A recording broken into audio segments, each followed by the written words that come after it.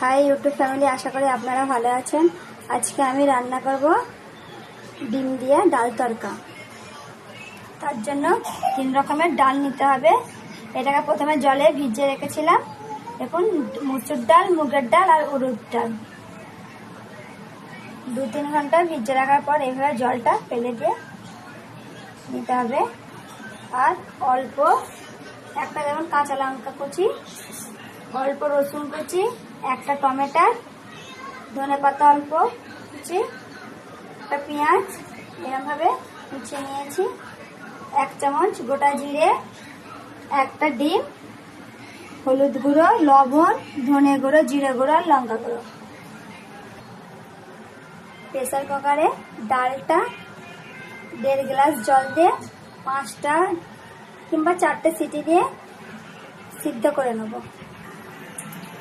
ডিমটা অল্প লবণ দিয়ে এভাবে ফাটিয়ে নিয়েছি। আর হ্যাঁ, আপনাদেরকে আমি তেলের কথা বলতে ভুলেই গিয়েছিলাম। তেল ছাড়া তো রান্না হয় না। তো এখানে 1 চামচ সরষের তেল নিতে হবে আর ডিমের ভালো করে ভুজিয়াটা করে নিতে হবে। তেল গরম হয়ে গেছে, এবার ডিমের ভুজিয়াটা করে নেব। আমি সবসময় রান্না করার রেসিপি বলার সময় আমি সবসময়তেই তেলের কথাটা বলতে আপনাদের আমি ভুলেই যাই। ডিমটা ভালো করে ভেজে নেওয়া হয়ে গেছে। এটা এক সাইডে আলাদাভাবে রেখে দেবো।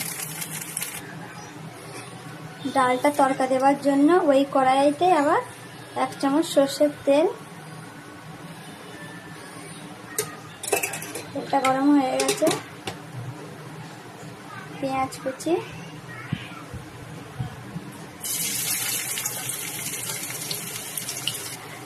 পেঁয়াজটা যখন হালকা লাল ভাজা হয়ে যাবে, দেখুন হয়েই গেছে প্রায়, তখনই এই 1 চামচ গোটা জিরে আর রসুন কুচি,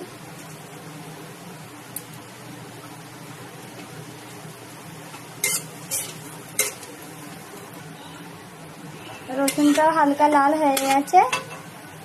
এবার কাঁচা লঙ্কা কুচি আর টমেটো কাটাগুলো দিয়ে দিতে হবে। দিয়ে আরেকটা তোবার এভাবে নেড়ে দিতে হবে।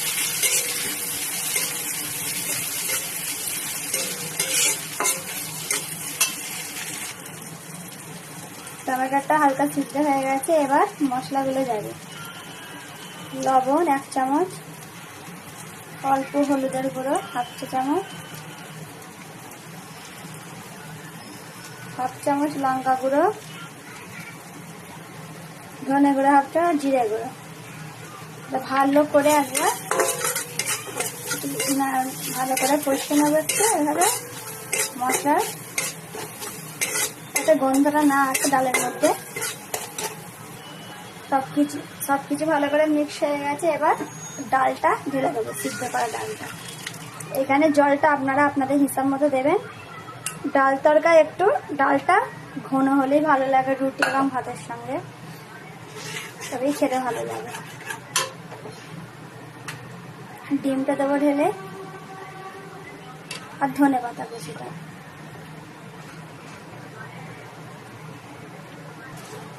ডালটা ফুটে গেছে। এই সময় লবণটা আপনারা আপনাদের স্বাদ মতো দেখে নেবেন। হয়ে গেছে ডাল তরকা। ডাল তরকা হয়ে গেছে। এটা রুটি এবং ভাত দুটোর সঙ্গেই খেতে খুবই ভালো লাগে। আপনারা অবশ্যই বাড়িতে একবার এটা বানিয়ে খাবেন, খেতে খুবই কিন্তু ভালো লাগে।